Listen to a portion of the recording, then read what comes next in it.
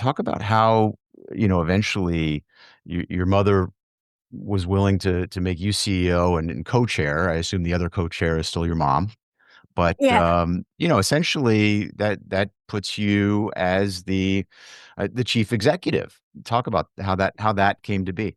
it's a very unique way of grooming, I think.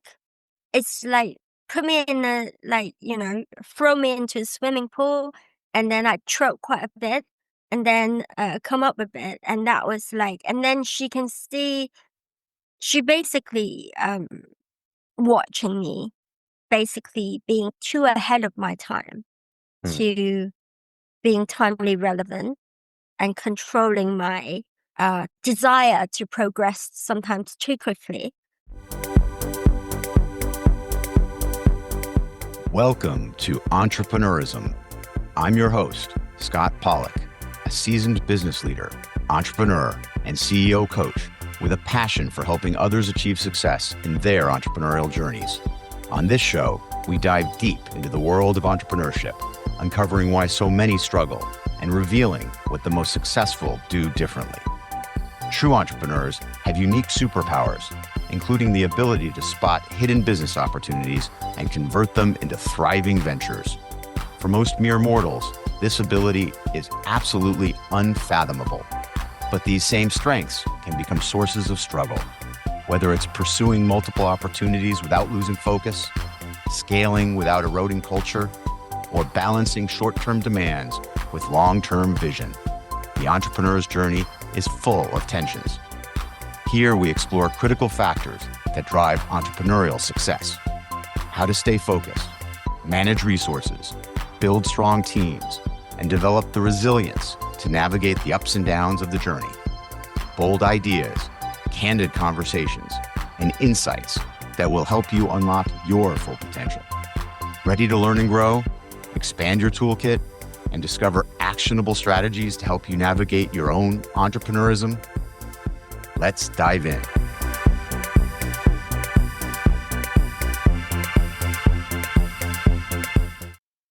On today's show, I'm excited to have Lin Lin Jacobs, a serial entrepreneur and Asia's queen of beauty expos.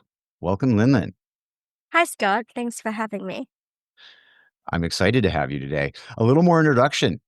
Lin Lin is CEO and co-chair of China International Beauty Expo, CIBE, China's first and largest beauty industry trade show organizer, which was originally founded by her mother.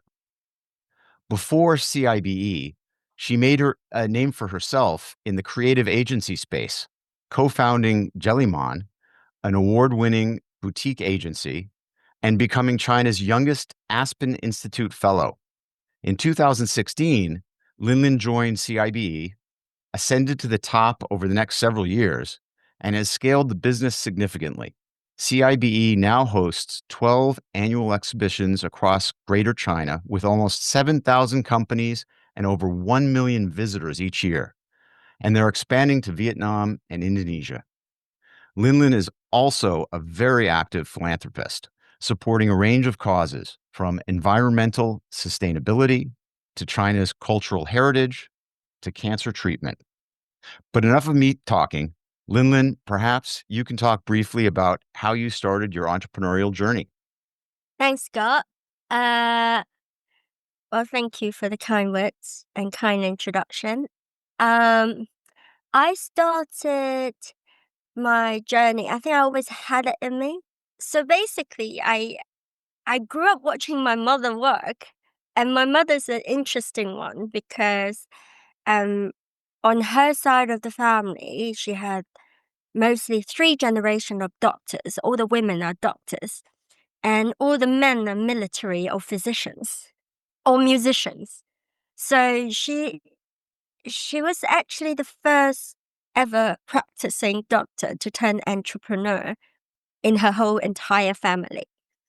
So I guess I always sort of I didn't see her as an I didn't see her as an example per se, but the way that she go and get things done always affected me.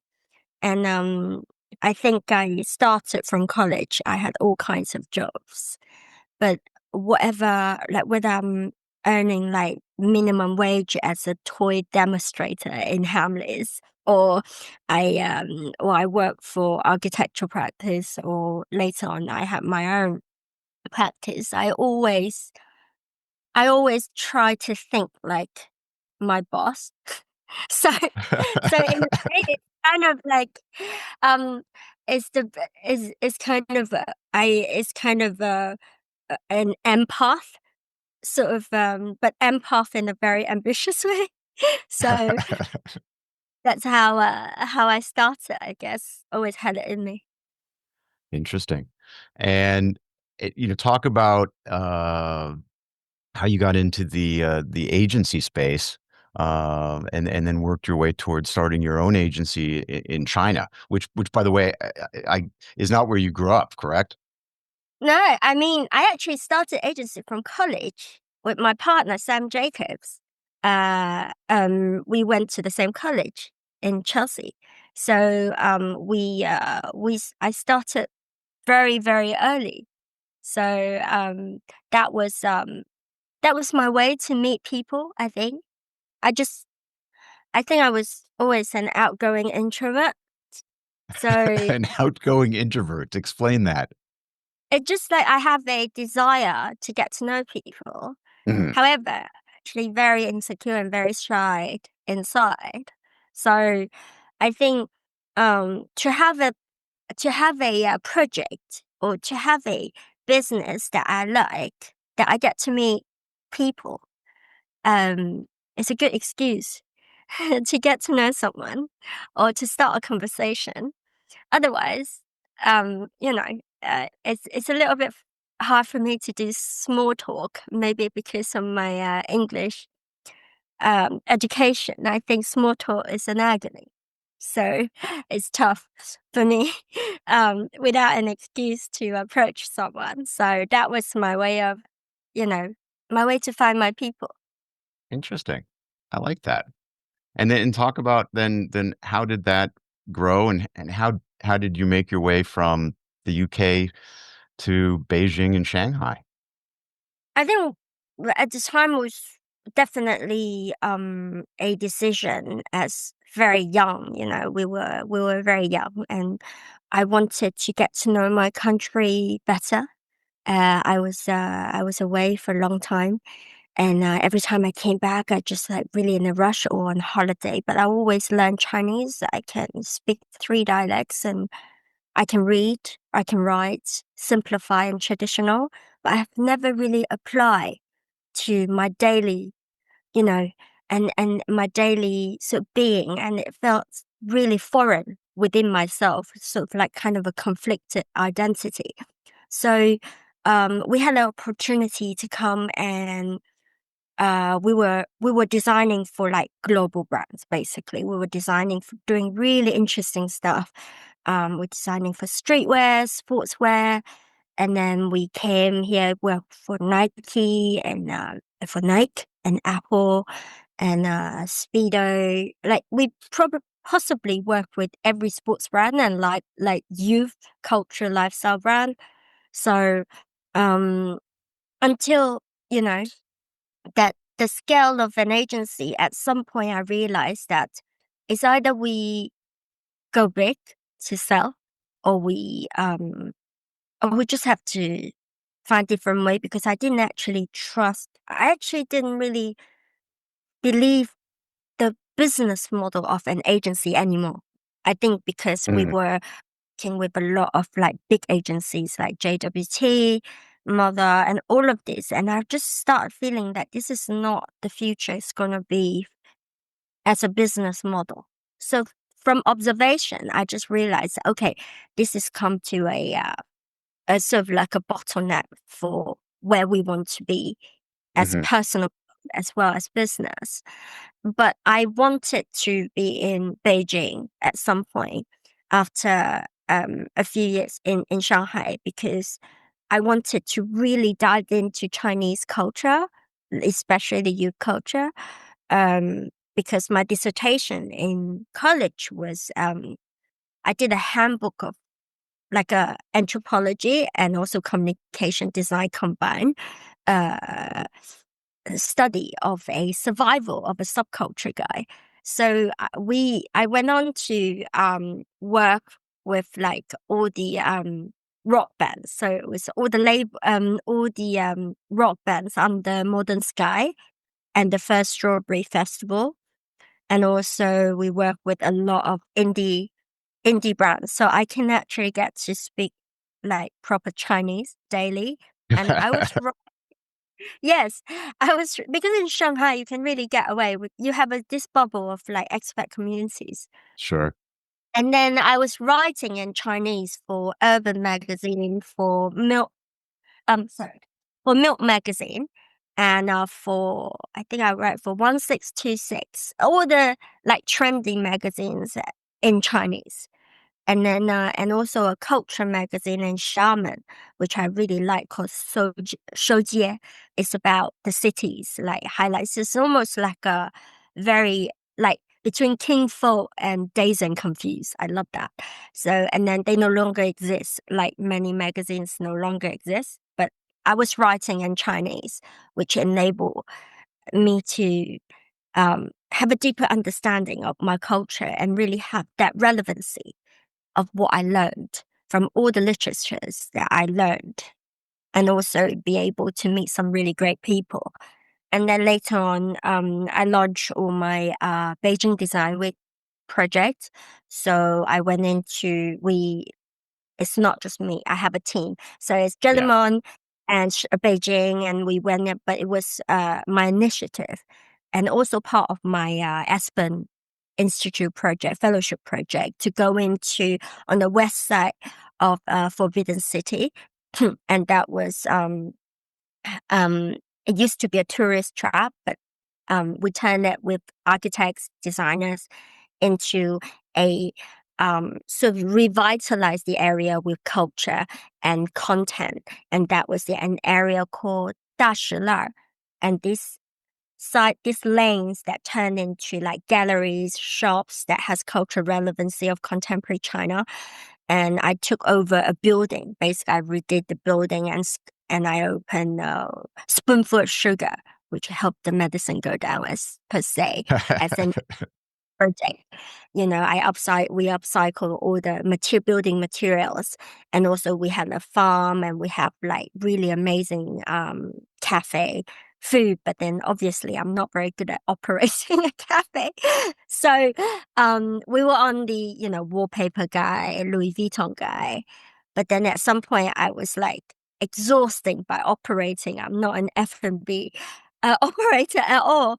So, and then while doing the agency job, and then my mom was seeing me like, I know you love this thing, and I know you have other, things to do and philanthropy thing to do. And she saw me did a project, which is quite crazy. It's called Meeting Amy, which got an award for the Meeting Amy, meet as MEAT, Oh. uh, meeting Amy as the pig.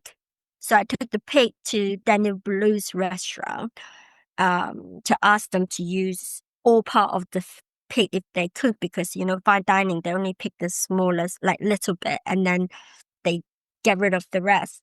But I said that I want to have a story of fully utilize the pig Amy. So I took the pig from Yunnan, a farm, which is wildly, a happy pig. And Amy went to Daniel Balloon, took basically, at the time, the chef, um, basically tried, the chef whole team, made full use of everything. And the leftovers, I took it to the taxidermist in the Natural History Museum down the road near the restaurant, and then have the leather done. And then the rest came into my studio and turned it into a street cart, like a bicycle street cart, because I was in the lane. And basically brought Amy from a fine dining restaurant to a taxidermist, and then have the chef to present Amy in the hutong, where people don't really experience fine dining at all. Like this crazy experience of Amy meeting Amy basically and Wow. eating Amy. I And the mean, idea of fully utilize a life right. was that transition. Sustainability at its best, right? And wow. I mean, for Stuff my like list that. Stuff like that. for my listeners, if you haven't already uh, appreciated it, Lin Lin has an amazing diversity of perspectives. It goes all the way back to her. She has several degrees from when she was in school, cutting across architectural spatial design, anthropology, and communication design, and those are just a few of the interests. You know, we could talk forever, I think, on the breadth of different perspectives that you bring, but I want to get to you joining the family business, CIBE, and let's talk a little bit about that because certainly a lot of entrepreneurs have taken that path. Many more have been asked by their parents or members of their family to take over the family business and have refused for all types of various reasons. And there's more than enough challenges and uh, things to overcome, I would think, in being successful there. But you've done that. You joined the family business back in 2016. Talk about that a little bit. How did it come to pass, and talk about some of those challenges and how you overcame them to ultimately take over as CEO of that business. Um, it was a very, I think I'm still on my way to succession as my mother. If you know her, you can see her channel. She's very active. She's way more active than me on social media. She's loved to work, and I think her life is built around this business. And we just wrapped up our Shanghai show last week, and we were on the stage together. And she was saying that she will work to the day, she cannot work no more, which is kind of the tradition in our family for women. Like my grandmother worked until she was almost 85 and still like overseeing three hospitals that she will Wow. oversee. So Tradition of strong women.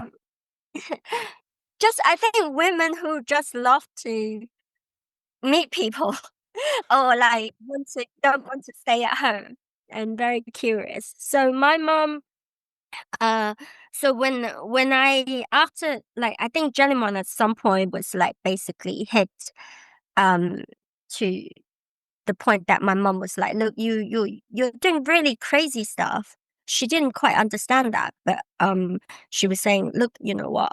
The NECC convention center was basically President Xi's project in Shanghai has finished built, like basically finished construction, and." Because we are one of the longest standing, in fact, we are the longest standing exhibition organizers in China, because the first exhibition like expo was the Canton Fair in 1989, and my mother started the same year at Canton Okay. Fair. So this is 1989. So she basically say we have to support this project, and I cannot close the Canton Fair show. We have to have a new show, and you have a year. And then I'll hire a staff for you. The rest you will hire yourself. I'm like, what?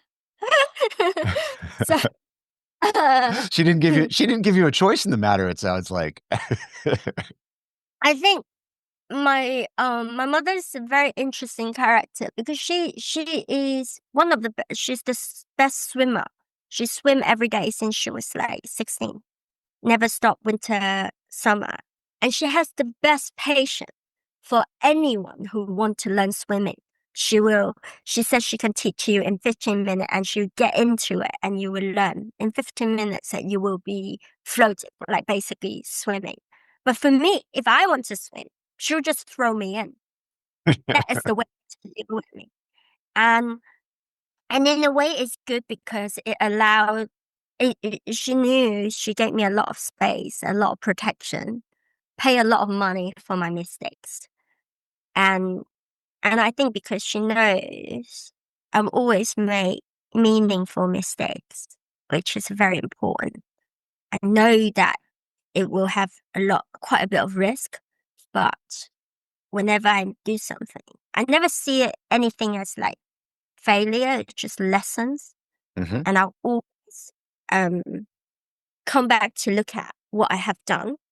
And I don't have a personality to feel like that I felt something. I'm always actually feel like if I do something and I did it, it's not very well. It has a meaning that why I did that and what is going to come out of that. So that was she trusted me and she gave Hmm. me a lot of. However, as soon as as we start growing the business, and there's a bit of a conflict between, my team and her HQ team. That was the Hmm. biggest struggle, was because I have a new set of SOPs, very young people, a lot of technology, um, really careful work environment. I like the environment to be nice. I like people to be laugh a lot, and I just always send people out. I kick them out of the office. Sometimes I make them go to exhibitions, make them go to clubs, Okay. and So and you created your own culture, culture and basically. The and culture. yeah, and I reading between the lines, it sounds like that culture conflicted a little bit with the culture that your mother had created. Talk about that. It's still conflicting because she's a long time, she was in a military family, long Mm, term, like, communist. I respect that, but I was educated internationally, and now the show has changed vision. Like we had, but she's starting to accepting it because she hmm. can see what works, what doesn't, and also um, the way that I always believed. It took me 10 years almost to prepare to change the the nature of exhibition expo, which Hmm. is driving towards more and more consolidating our resource for matchmaking, experience curation, experience design, and also instead of categories of, let's say, supply chain of ingredients on one hall or whatever in one hall, I curate a lot of thematic. So thematic um area where um your buyers are surrounded you. So for full supply chain, so top-down supply chain industry expo like ours, traditionally it's just basically different halls, massive scale, where you can purchase, like you go through different halls from ingredients all the way to products, the packaging Hmm. and everything. But then this way, um, it works as you know what you're looking for, but when the scale is really big, it's Mm. really hard to through and it's exhausting. And in fact, today we have a lot of platforms that you do not need to go into a trade show to purchase if you really want to purchase something. Right. Um, if you were to discover if you were to go to a trade show, you want to really now, I believe, and that's what we have been making our shows become more fruitful visit for our buyer, is the fact that you can see markets, you can learn rapid learning tools, that you can learn about management technique and everything, because Mm, we also have suits, makeup artists, hairdressers, mm, about all of this, that they come in 3 days to make the most out of the 3 days, because today our time is precious. Like 3 days of our time is quite a bit of commitment. So if you just come here to buy, uh, may not be worth your visit. But if you come yeah. here to discover, to meet the right people, to learn a new skill, to find a new partner, um, it's more likely that you would like to come regularly. Mm, mm. Really So that's how interesting. we Yeah, slowly that's change. changing it. Yeah. We different cultures. is driven by the market.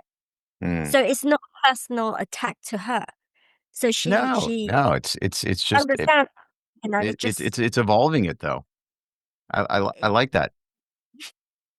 it's not easy with Yeah, a strong I'm sure it's not easy. I'm sure it's not easy. No, I like that your description that you made it more experiential, experiential. And you know, rather than you go in and you see lots of trees, now you go in and you see a forest, and then you can drill in where you want. And yeah, that's really that's neat because I've also been to plenty of these trade shows where it is exhausting to figure out even what's going on. It's just booth after booth yes, after booth. yes, yes. um, so you know, talk about you started in a division that your mom essentially created for you and said, "Here, run with this." So you were leading from day one, but you were leading a part of the business. Talk about how eventually your mother was willing to make you CEO and co-chair. I assume the other co-chair is still your mom, but Yeah.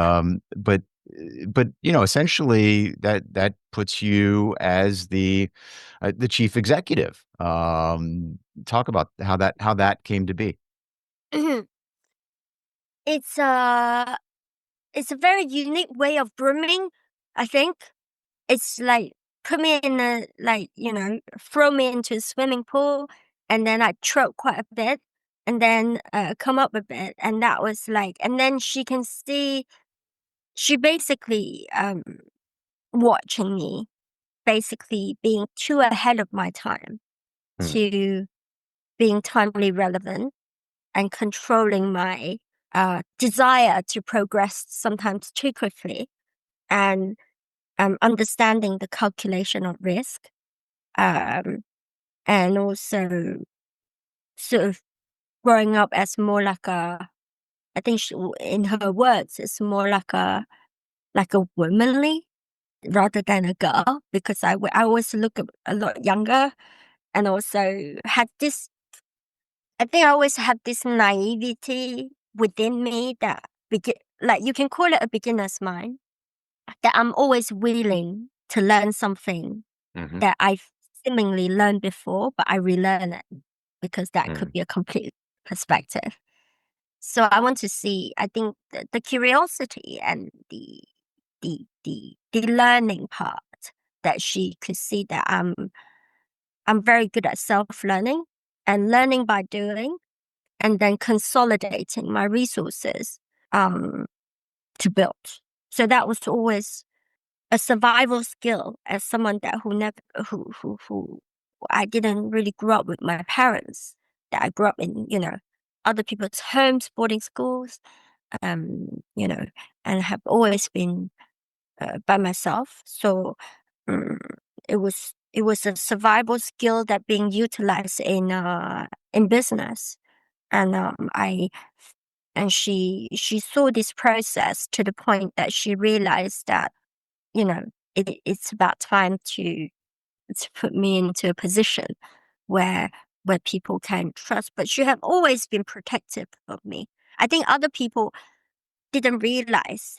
Um, Sometimes people think that she doesn't trust me or she like doesn't really praise me. She's a Chinese mother. You don't expect a Chinese mother would praise her children, but um, but it's more like she knew that she knew that I have a specific, like I have the inside, the core of me, always craving for freedom and being anonymous when I want to be on myself, like be with myself. So to this day, like I refuse a driver. I don't want to have a driver knowing where I'm going. I ride a bike around the city. I go somewhere, like I'll give her some notice, but wouldn't be a lot of notice. And I don't do a lot of interviews.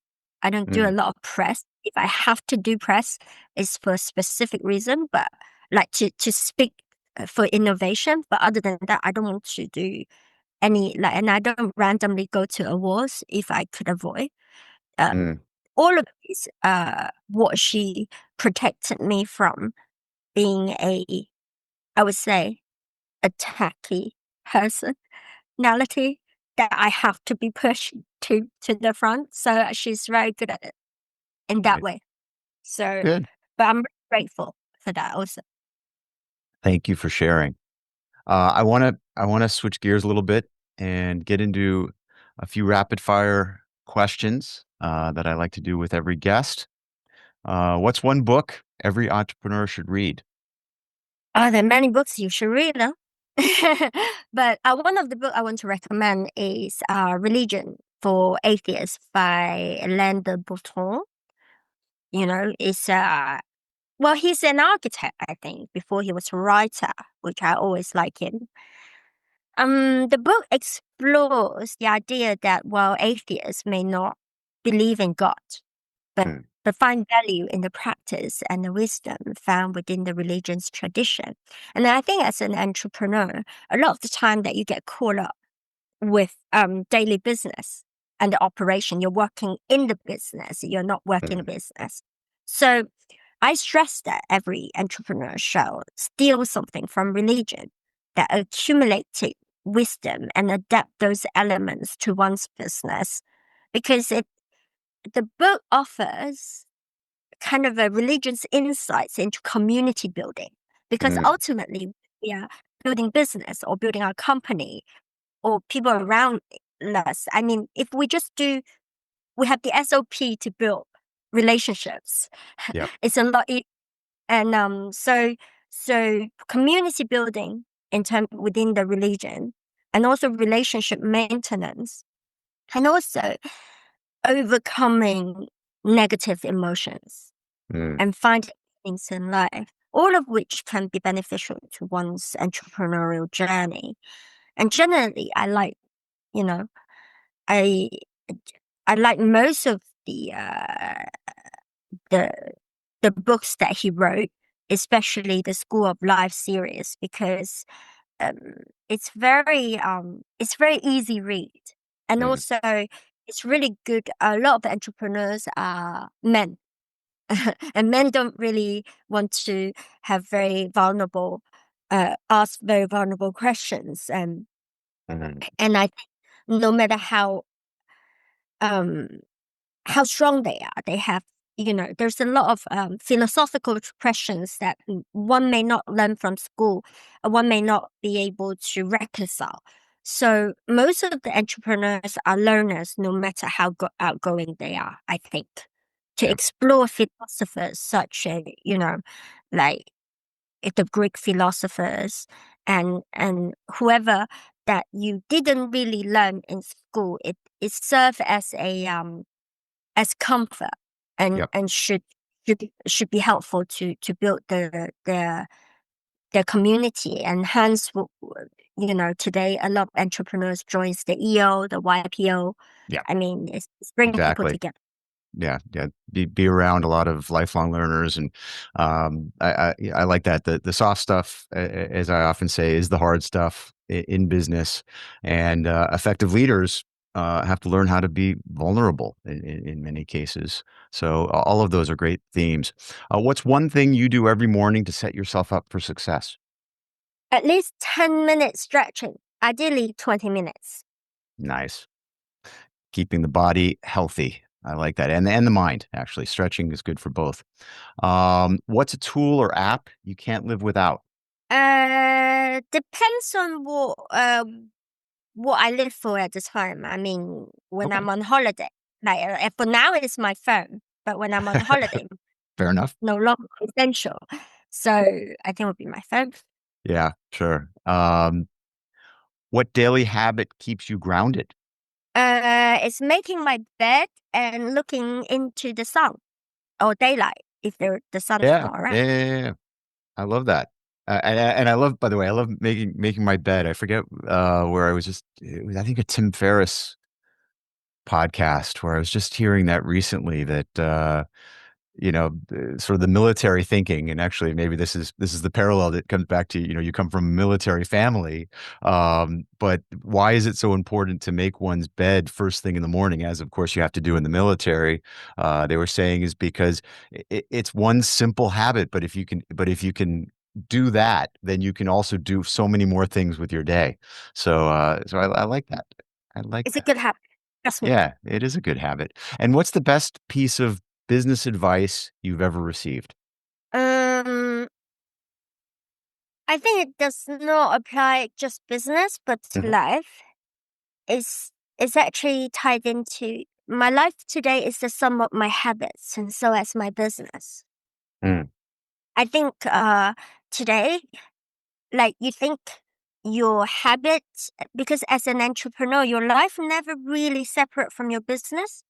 So if you start building up, accumulating bad habits in your life, it will reflect on your business, and mhm, this um require a lot of there is there's a Chinese saying that my mom often say is being tight in the inside and being relaxed on the outside. Meaning that tight meaning you have a very self-discipline of a routine.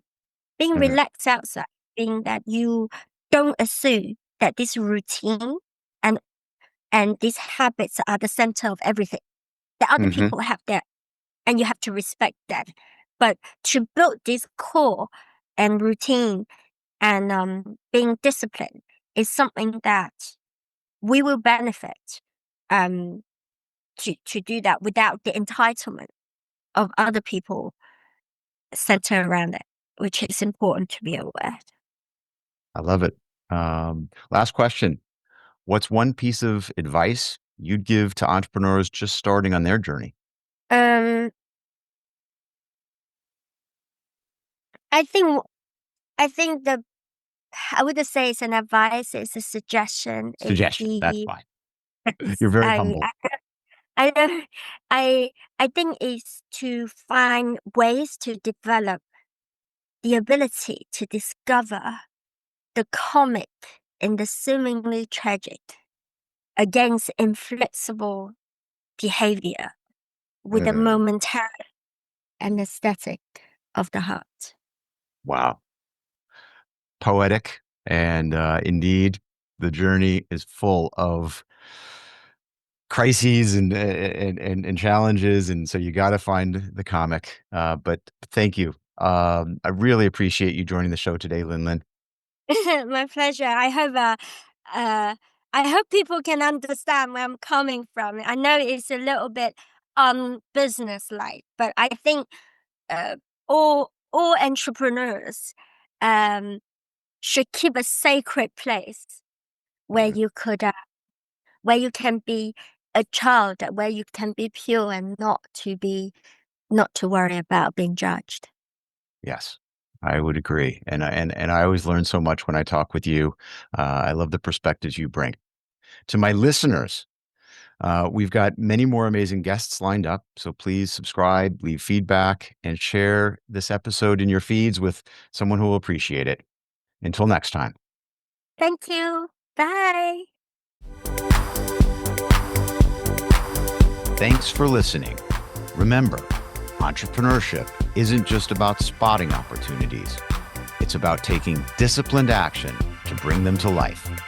Hope you'll join again next time as we continue to unpack the complexities of entrepreneurism.